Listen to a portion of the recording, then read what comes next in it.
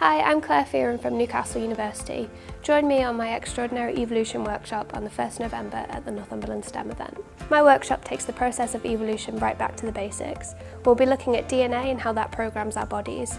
We'll see what happens when mistakes in DNA occur, these are known as mutations, and how these can drive evolution. Moving on to look at ourselves as Homo sapiens, we'll dig into our ancestry and use the skills of our ancestors to kind of look at how we've evolved to become the people that we are today.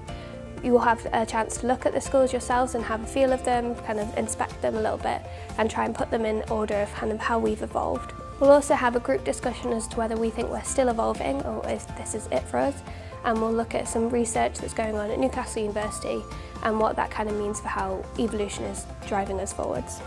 The workshop gives you an insight of how we've evolved and also looks at evolution as an overall process. We'll also stop you falling for some common misconceptions to do with our own evolutionary timeline.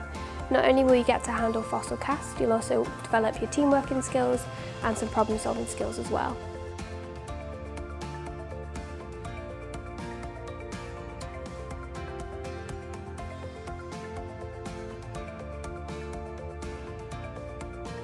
Sign up to the Northumberland STEM event now.